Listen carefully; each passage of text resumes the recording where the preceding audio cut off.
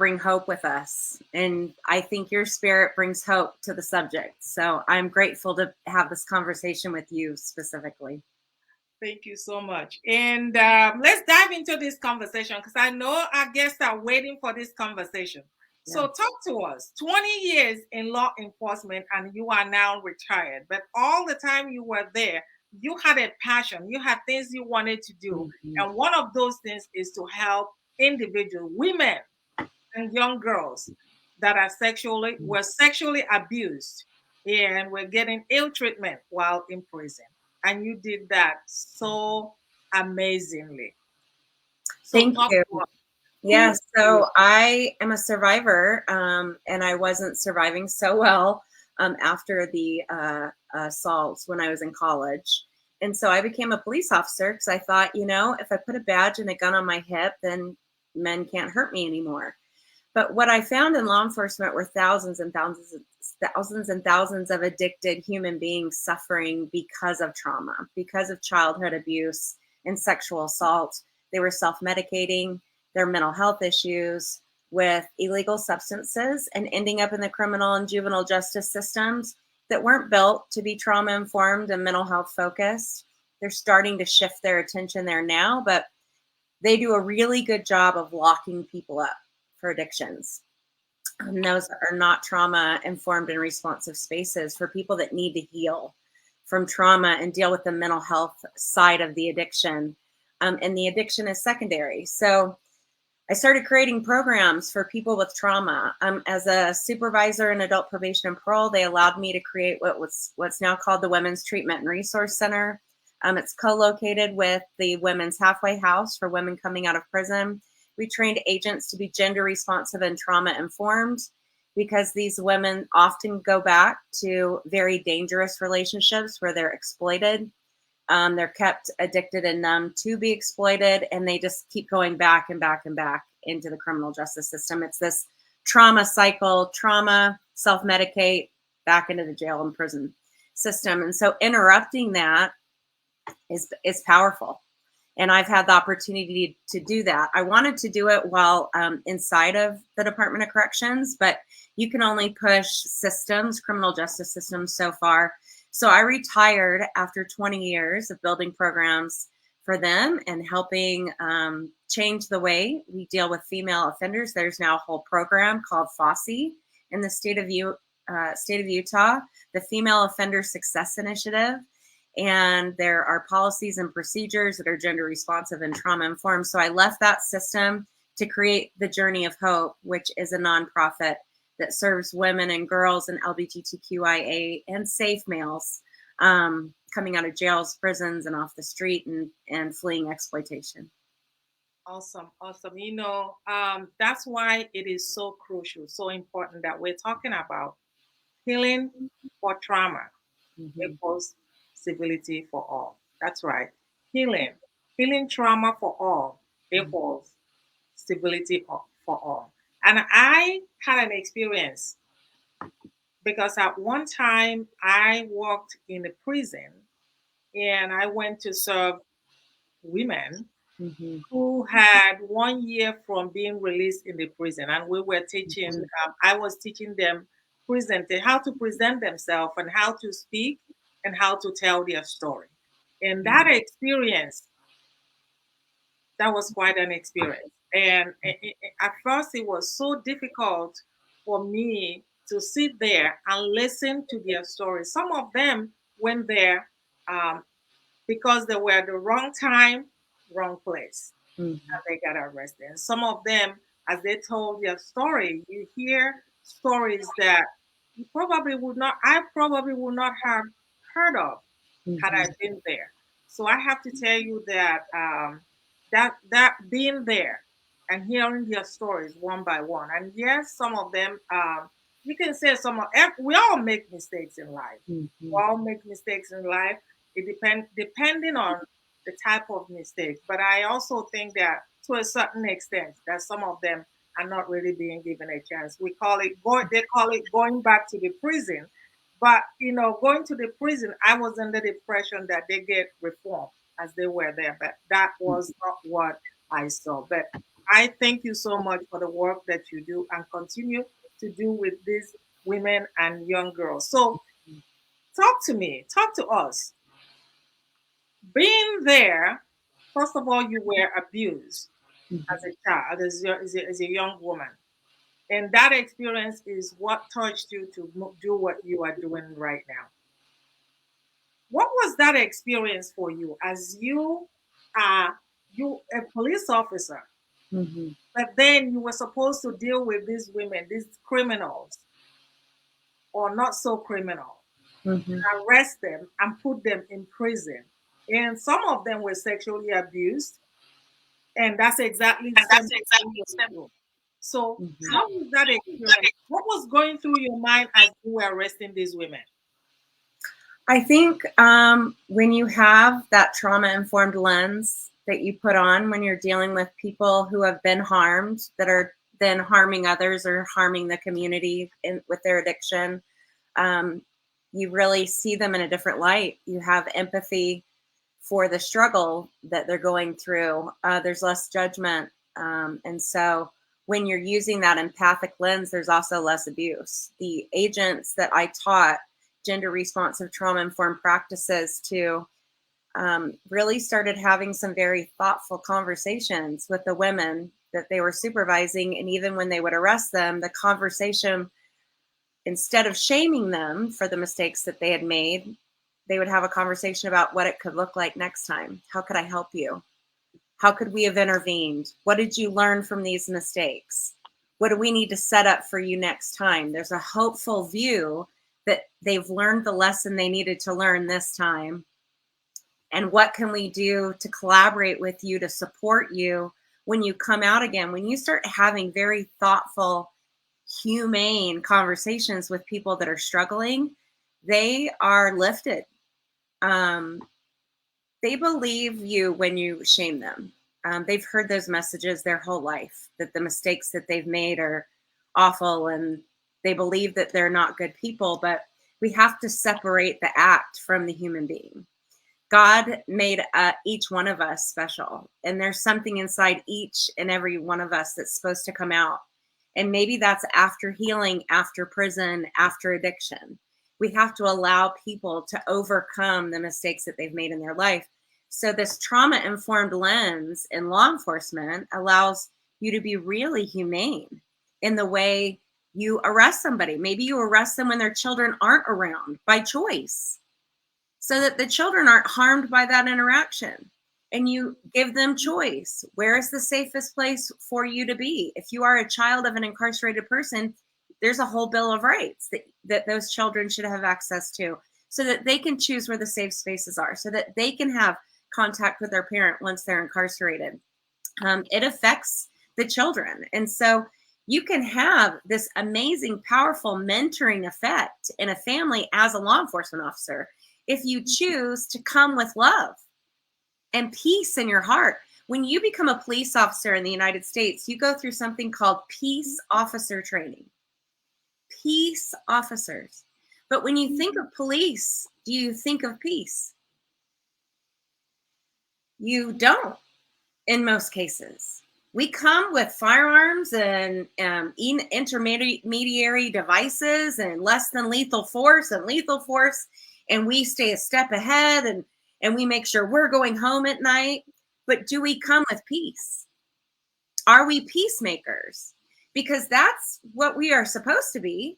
When we go through a peace officer certification, they're not teaching us to be peacemakers, but that was the intention when they made us peace officers. And so we have to change some of the training to fit that language. If we truly are going to be peace officers, we have to come with peace in our hearts and a de-escalating mindset and a caring for human beings mindset.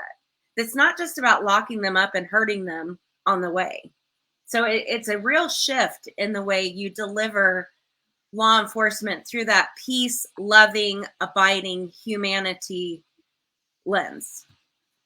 You know, as you were talking, I'm thinking about how that being in prison, helping the women and young women there for their presentation, how to present and how to carry themselves and how to tell their story. I'm telling you, if that's been 6 years ago and even up till now, the impact is still there.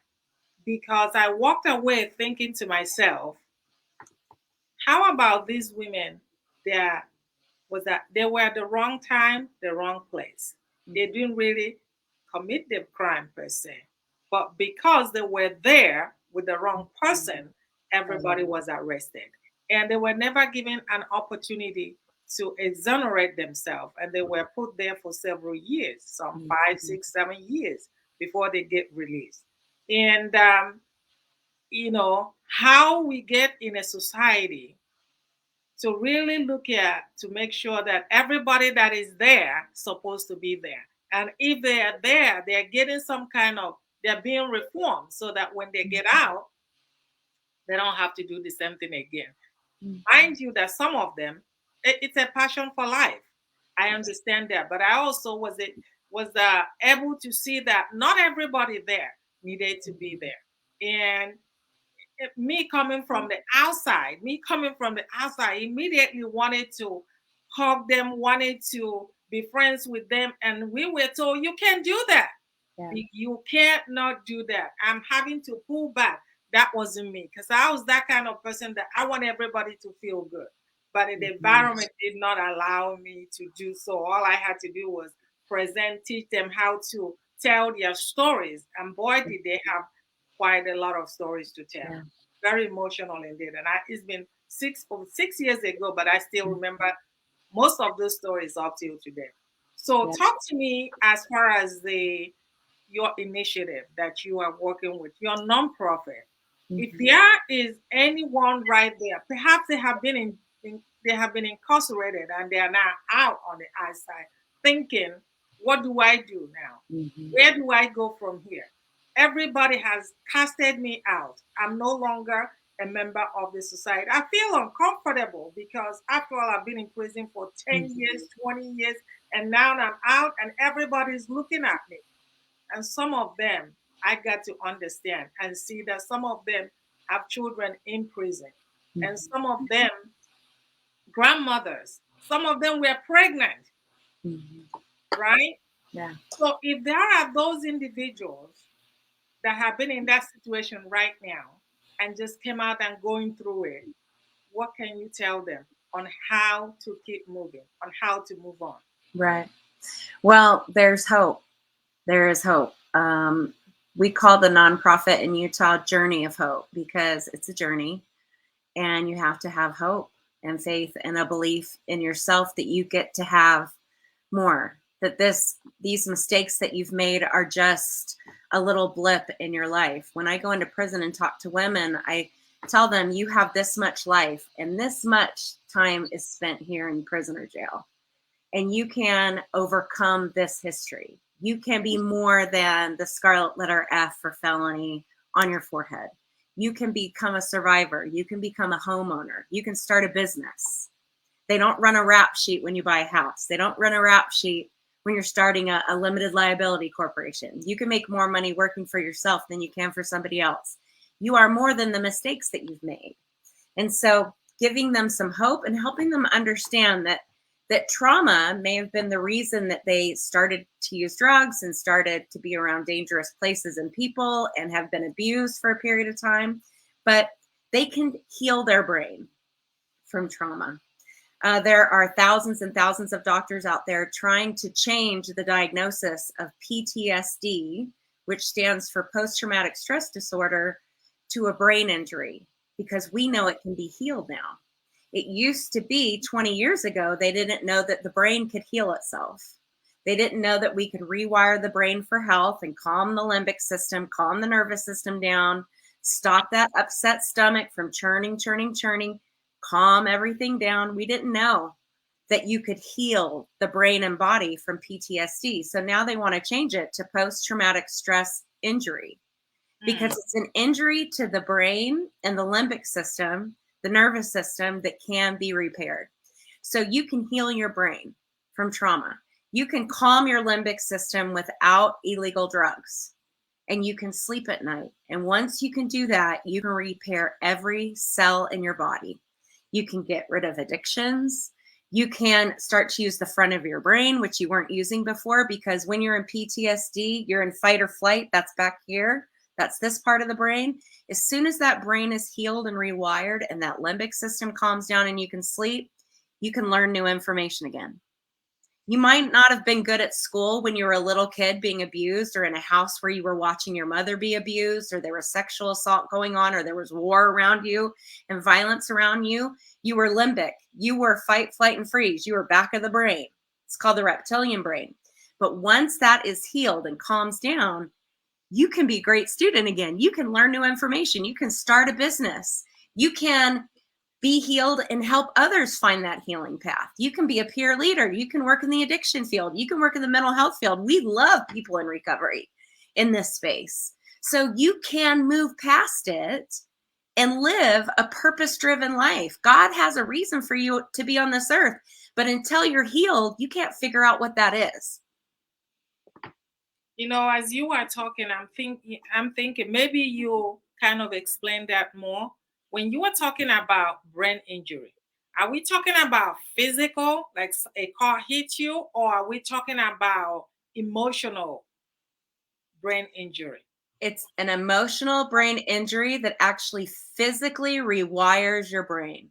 So every time you experience a domestic violence event in your house, every time you witnessed an act of violence on the playground, every time you are food insecure and you're scared that you won't eat tonight, you experience racial violence around you, you witness the death of somebody on TV, an unrighteous death by a law enforcement officer kneeling on a neck.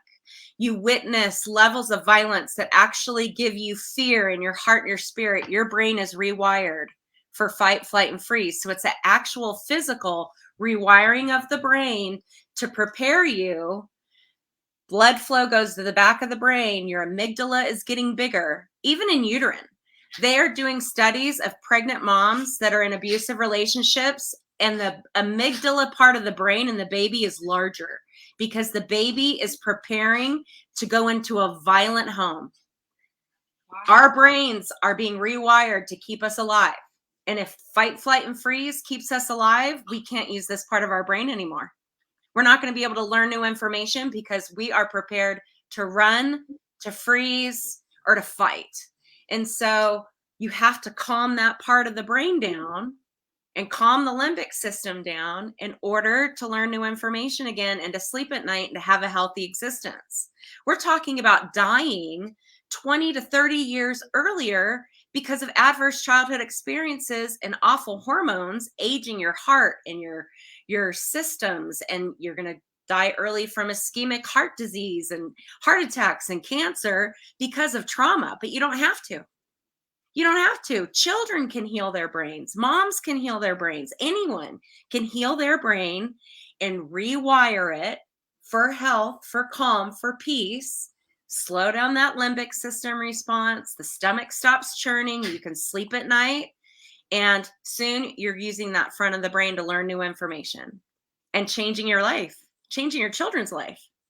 So basically, what I hear you saying is that it's just like a physical injury, even though it's emotional. And we know that emotional injury is even worse, because while you can see the physical injury, emotional injury, no one sees it. So you are the only one that is suffering, in most cases, suffering in silence. Right.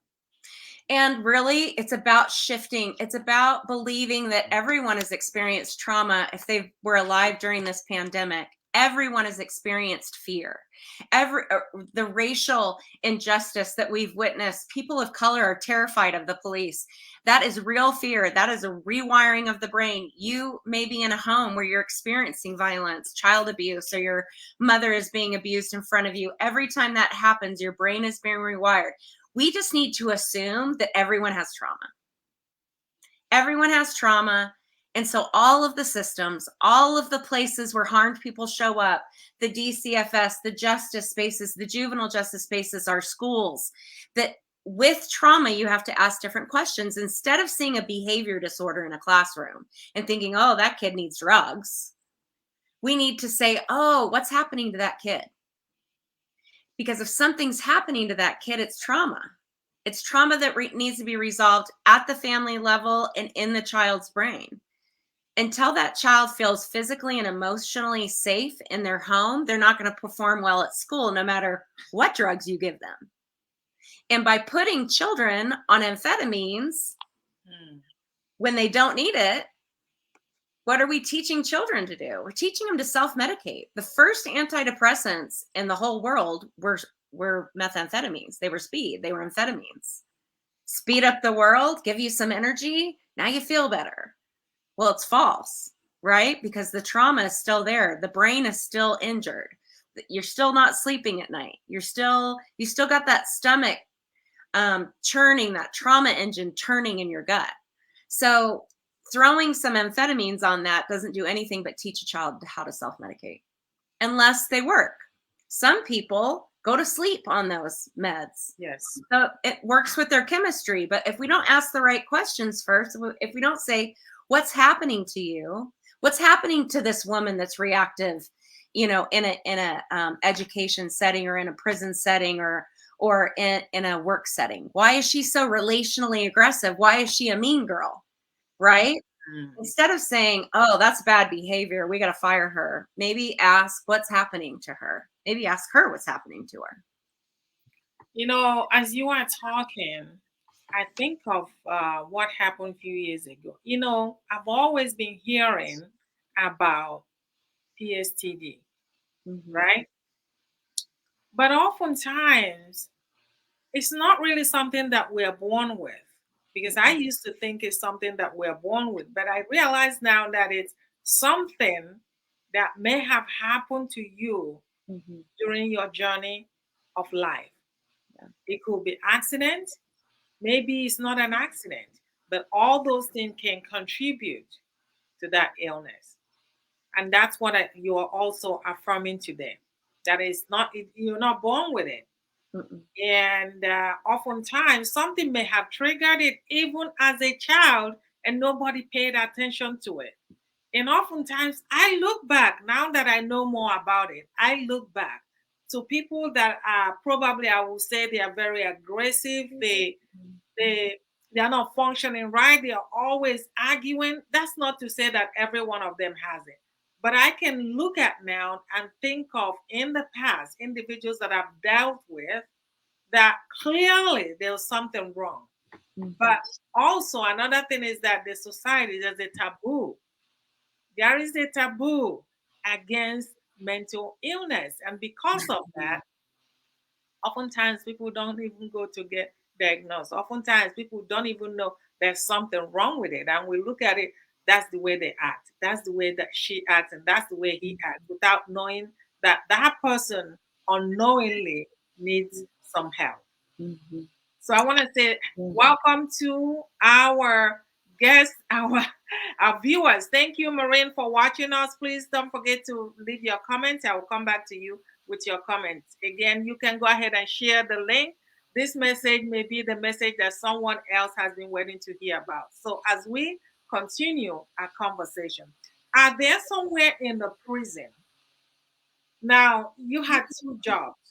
One job is you trying to redeem yourself, trying to make it better, trying to make those women feel better because you understood what it was like. You went through it yourself. On the other hand, you were a police officer. You're supposed to arrest these women, put them in prison.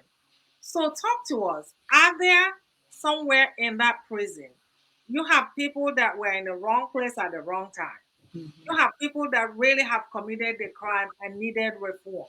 Are there places that they are separated, or are they all put in one pile?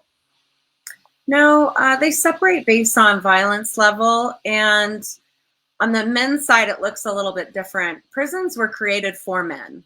They were not created for women. And it's all about violence on the men's side. So the most violent men are in maximum security. The less violent men are men that are willing to ascribe to a less violent attitude and engage in treatment or in medium and minimum security. And they also separate the sex offending males from the population because they will be abused and assaulted by the other men. Because most of the men in prison do have adverse childhood experiences, but it comes out as anger. There's a lot of violence on the men's side. Men's prisons, when you go in, are based on a hierarchy of power. When you walk into a men's prison, there are sergeants and captains and lieutenants of gangs. There's a power structure there. When you go into the women's side of the prison, we form families. So on the women's side, you will meet women calling each other mom. That's my sister. That's my wife. That's grandma. And we form tribes of women. We form families inside of any setting that we're in, but especially in a custody setting where we're living. We form families. And so it's a different, there still are gangs on the women's side, but the family and the power of that dynamic is more powerful than the gang hierarchy on the women's side. So it's a very different dynamic for women because we are familial. We are relational first. Yes. Relationships are more powerful in our lives than anything else in our lives.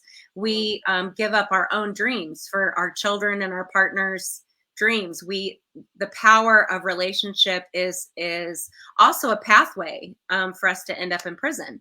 We usually use drugs for the first time in an intimate relationship. We relapse in intimate relationships. What our partner needs and wants is more important than what we need and want. And in addiction, that is a powerful dynamic because it allows us to be exploited and used in those spaces. Wow. Yeah. So men don't leave programs because their loving partner needs them, but women will leave an inpatient program on a dime if their partner says, "Oh, baby, I need you." We are more concerned with the person that says, "I love you" to us than we are for ourselves. And that You're absolutely can right. be to our detriment, right? If we're in a dangerous relationship or in an exploitive relationship or in an addicted relationship, that looks really different for women. So helping them understand that power dynamic is really powerful too, because you get to make different choices when you're sober if you realize the power of that connection. Let's dive back into reformation Mm-hmm. that I was talking about. Yeah. When it comes to men, and now as you are talking, a lot of things are going through my mind. You brought up anger issue, Mm-hmm. right? And oftentimes what I realize is really it stems from somewhere, Mm-hmm. especially from childhood or any traumatic experience that is never dealt with. And because the society says men don't cry, right? Mm-hmm. Oftentimes that person doesn't show it. But it doesn't mean it has gone away. It means it's still there. It just shows itself. It shows its ugly self in different forms. Mm-hmm. And one of the forms being anger, Yeah. real anger, anger to the extent of killing, anger. But I wonder, and I have to say, because I've seen it in some women too, right? Mm-hmm. There's somewhere something happened that were never diagnosed. What can be done? What do you think from your work with women, especially, that can be done to begin to deal with such a thing, to begin to even recognize that such a thing exists? It's just not anger, Mm-hmm. but something may have happened, maybe sexually abused. And as a child, you may be told, don't ever say anything. If you say it, I'll kill you and your family. Yeah. And that child stomached that and never told anyone. And that continues. And again, we reared its ugly head in another form. What Mm-hmm. do you think, or what are you suggesting that can help these women, or a way for us to help them? Yeah. So there's a shift in criminal justice to restorative justice where everyone's restored to health. The perpetrator is restored to health, the victim is restored to health, and therefore the community is restored to health. If we see all human beings as they are, as making a mistake, maybe going and doing their time and coming back out to the community, which 99% of the people in prison and jail will come back out. How can we help restore them to health so that they come back less violent, less addicted, right? And so restorative practices call for more trauma-informed programs so that they can see the connection between childhood traumatic events, their anger, their behavior change, maybe their addiction, when that came into play, and when they started getting arrested. Who were they with? What were they experiencing? And then how do you unwind that? How do you start to heal somebody from those traumas while they're involved in the criminal justice system? For us, it's making sure women are emotionally and physically safe while in custody and then during their transition. You cannot begin to heal your brain if you're in an unsafe setting. Your brain still needs fight, flight, and freeze. It still needs that limbic system to survive unless you're emotionally and physically safe. So where are those settings? Are there sober houses? Are there programs? Are there dual diagnosis programs where mental health and the trauma is first and the addiction is secondary, but they're going to deal with both? Usually those are very expensive settings. So it's just in the last few years that Medicaid is creating dual diagnosis spaces for people that are poor. Most of the poor end up in our jails and prisons to get treatment. They get their diagnosis in a jail or a prison, which isn't a full psychiatric diagnosis. It doesn't contain all those traumatic details. It's just the behaviors. So there's a lot of misdiagnosis in jails and prisons because it's just the behaviors. And the behaviors look like bipolar disorder and oppositional defiant disorder. But when you add the trauma history in there, now it's PTSD and dissociative disorder and trauma-related disorders, which require very different medications. But right now, like the entire prison system is on a bipolar med, but maybe 10% of them have bipolar disorder because we're just looking at the behaviors. It's like looking at the behaviors of children in schools and saying, oh, this kid needs to be on an amphetamine instead of saying what's happened to you. It's the same thing in our Medicaid spaces and in our jails and prisons. We have to get the backstory in order to get the correct diagnosis, right? And to start looking at everyone through that trauma-informed lens. If we're going to help restore people to health, then what's the fastest way to do that? In a treatment setting in the community, usually, but that's for wealthy white people.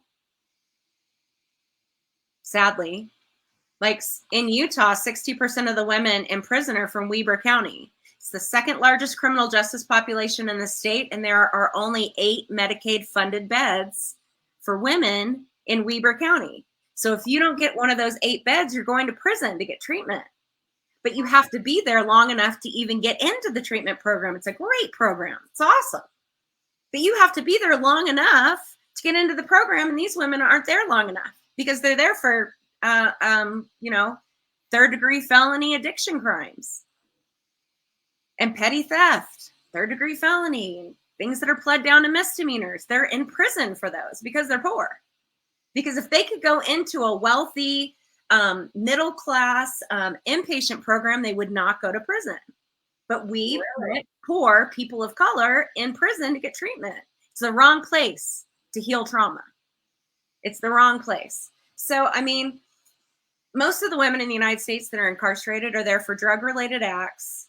They're going after their boyfriends and the big people, and they're charging them and wheeling and dealing with them to get their charges down. If they'll tell on their boyfriend, if they'll tell about the scenario, wrong time, wrong place, but there is an addiction present. But they're holding, I mean, most of the women I've worked with, they're holding major, major felonies over their head that if they'll testify against their boyfriend, if they'll testify against that group that they were with, they'll pull the charges back. And a lot of women go to prison on lower charges, but are in danger when they come out because they've had to testify against some very violent predators.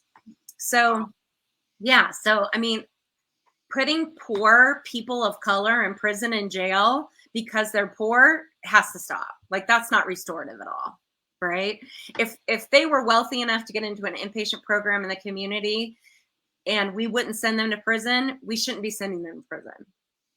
And as you are talking, that reminds me of while I was teaching in prison, helping with stories, helping these women with story, sharing their story in their presentation.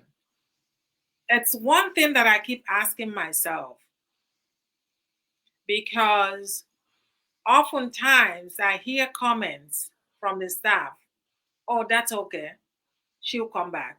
Oh, that's okay, she'll come back. But then I thought the key is to stop them from coming back. Recidivism seemed to be very, people come back. And it's always that mentality, oh, I know they'll be back. I know. Not really.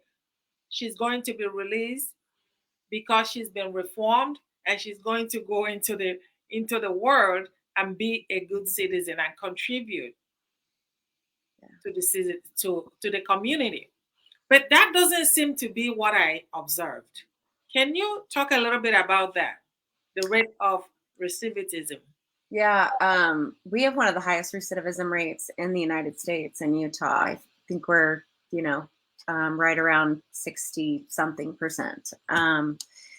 In the program, my mentoring program from Journey of Hope, we're 17%, because when women get safe and have access to livable wages and get really good trauma-informed treatment and heal their brains and bodies, we are resilient. We are amazingly resilient. But it's about finding alternatives to incarceration for people that are relapsing.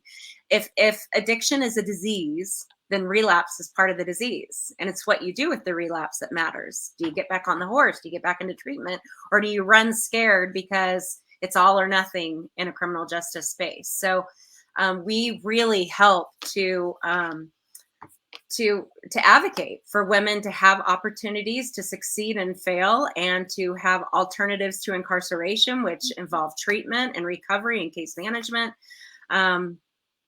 We all have the ability to overcome our mistakes, every single one of us, if we allow it. The criminal justice space is a very negative reinforcing space, and negative reinforcement does not work. Punishment does not work. We know that statistically in social work and in criminal justice research. It's strength-based spaces that support people, that helps reduce recidivism. It's a hopeful outlook. It's opportunities for emotional and physical safety, for housing, for livable wage employment, for access to schools and education. It's the glass is half full, not half empty approach that works for helping people that are marginalized and hopeless. When I walk into a prison and I have a room full of women in prison, I walk in letting them know that we love them, that they are going to be safe in our space, that it doesn't matter if they've relapsed or if they're sober, we're going to help them because they're worth it, because God loves them and that we love them. And if we could bring hope and light and strength-based communication into our criminal justice settings, if we could raise these women up and say, we know you're going to do it this time. We know you've done the work. We're betting on you. I can't wait to run into you at a grocery store one day and see how amazing you're doing. We would see different outcomes. We do see different outcomes when we're there to celebrate them and lift them up. One thing I observed while I was working with these women, really, everybody needs to be loved. And everybody seek validation. Everybody wants to know that somebody cares about them, even if they have made mistake. That their mistake doesn't determine who their entire life is. That's one thing I observe, because when I could talk to them when the authorities are not watching, you can see the difference in their behavior. They're just like everybody else. They just made to some extent some honest mistake, right? And we've all made mistakes one way or the other. So as we continue this conversation, I'm really intrigued to find out from you, how are these women in prison? Do they have a program where they can work, they can learn a new trade, so that when they get out, they can be part of our citizen, part of the community, and contribute to the community? Is there something that is put in place for them while they are in prison, because I know for sure that some of them spent 15 years in prison. By the time 15 years they are adults, they went in as a teenager.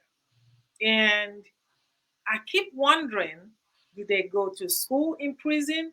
Did they, so what is in place for these women and these young women? Yeah, prior to COVID, there were lots of opportunities. I think COVID has really created a space where people are locked down a lot because of the safety of the spread and the safety of the officers and lack of officers. A lot of officers are quitting their jobs or retiring early or retiring on time from their jobs because of the fear of COVID and because of mandatory overtime because of the shortages in all law enforcement spaces, really.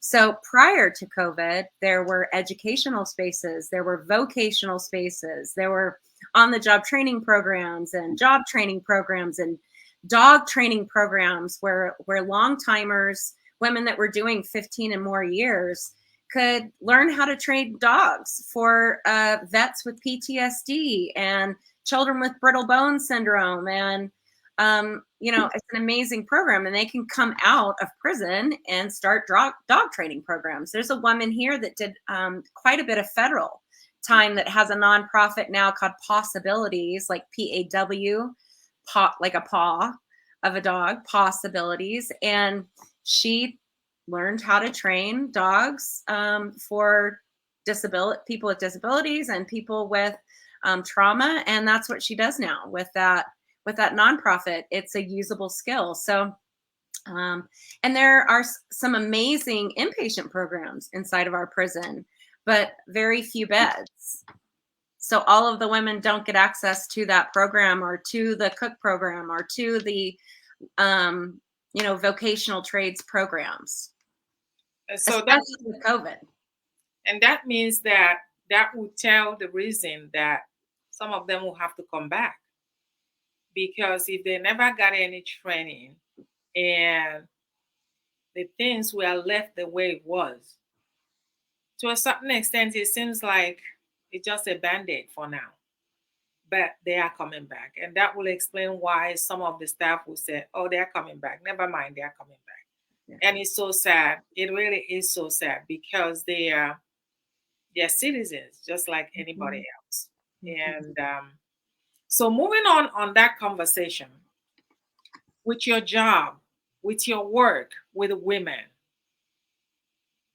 what do you think is the because you do what you do amazingly, mentoring these women, if you compare to women in prison, right, even though some of them may be getting some help as far as being reformed, what is the rate of, I know you talked about 70%, but when you look at the people that you mentor, what they do after they go through your program?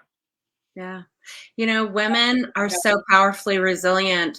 We make sure when we're doing case management with them and assigning mentors to walk with them that they have emotionally and safe housing walking out of prison, whether that is in a safe home with a family member, or if that is in a sober living program, or if it's through a halfway house and then entry into an inpatient program that's dual diagnosis and mental health focused. We help them understand what their choices are so that they can make the best decision for themselves. And then we open those doors for them. So there are no closed doors. Then we explain to them what livable wage opportunities there are for them coming out with a criminal justice history, where they can make a livable wage, where they can start off making $19, $20 an hour right out of prison. Those are usually construction spaces. And so there is a ton of sexual harassment there. So we really prepare them for what they're going to face in that space. But most of them, because they've been in the addiction world, have an understanding of what sexual harassment looks like because they've experienced the worst kind, sexual assault and exploitation. So a lot of them are pretty tough. And they're like, I can take it. I need to make this money so that I can stay in safe housing, stay in programs that protect me and my children, and and successfully terminate probation and parole. We've helped thousands of women successfully terminate from probation and parole, and then work on expungements 7 years later and pardons 7 years later, so that they can become licensed therapists. Wow, Yes, that's yes, huge. it That is is huge. it is huge. Some of the most powerful therapists I know are survivors and peer leaders. They have been addicted. They have experienced exploitation, and they are, fearless when they go back to pay it forward, because they remember what it was like to be there. They remember being homeless. They remember being scared, and feeling abandoned, and being in a cell by themselves, wondering how they got there. They remember those things. They are so powerful in the work that they do. But we have to allow people to transcend their mistakes and be healed and forgiven, because God has something for each one of us to do on this earth. Whether we're sitting in a prison cell, or we're being sexually exploited right now, or we're in an abusive home, there is a way to heal. There is a way to heal your brain and body and be everything that God meant you to be on this earth. Absolutely, absolutely. When we go through things, oftentimes the experience, the lesson from that becomes our passion, because we grew from that experience. Mhm. And that's what exactly you are talking about with these women and some of them. So, as we close this conversation, come to the end of this conversation, I want you to talk to these women out there, whether they're in prison, whether they're out in prison. Give them hope to move on. What Yeah. can you tell them? I can tell you that you can survive anything, that you are alive right now because you are a survivor. And you may not look the way society wants you to look. You may not be sober yet. You may not be completely healed. You may be on 5 or 6 medications to manage your sleep and to deal with the trauma that you've experienced. But your brain and body can be healed. At a cellular level, you can be healed. There is so much research right now about the healing effects of amazing trauma-informed treatments, meditation, dance. There's neurofeedback. There's so many opportunities for you to heal your brain, heal your limbic system. Then you don't need to self-medicate anymore. And then you can choose different partners in your life, people that will not exploit and harm you and your children. You can have a completely different future and learn from all the mistakes in your past and embrace them and forgive yourself, because you deserve to be forgiven. You deserve the opportunity to become who God meant you to be. There is a purpose for you on this earth. And when you close your eyes and pray at night, remember that God loves you no differently than he loves anybody else. And he wants for you every single blessing that he wanted for you the day that you were born. And the mistakes that you have made do not tarnish that. You are worthy. You are worthy of every blessing, every gift, every forgiveness. And there are organizations and individuals like me all over this world that will help you find that path for yourself. You're not alone. Awesome. And before we close, I want you to say how people can contact you. If there's somebody in such a position that is seeking help, how can they contact you so that if not you, other people to help them? Yes. You can email me at Shannon Cox, ShannonCox at traumaintelligence.co.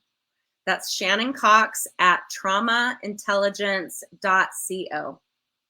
I'm happy to direct you to the closest survivor-led group in your area. Awesome. Thank you so much. Thank you so Thank much. you. For audience, thank you for watching. I appreciate you coming back. Please share the message. You never know, this may be the message that somebody has been waiting for. Let's bless that somebody with this message. Go ahead and share the message. before we end here, I want to remind you, I told you there's going to be an announcement at the end of this Ooh. show. That's right, there's going to be an announcement. But I want to tell you that we are moving this. It used to be at 9 a.m. on Mondays. The show will now be 10 a.m. Pacific Standard Time every Monday, 10 a.m. Pacific Standard Time. And this will be the last time we're going to, for the most part, have interview style. I'm now moving it to monologue, where I want you to get more of me, ask your questions. I am coming here just so that you can get up close and talk to me. And it's going to be you and I. We'll be talking about everything about presentation and storytelling. So come on and join me every Monday, 10 a.m. Pacific Standard Time. And I can't wait to have you be a part of that show. Until next time, everybody, thank you all for joining me. Yeah. And bye for now. Thank you so much. I Thank you, appreciate you. Dr. Christie. Take care. Bye. Namaste.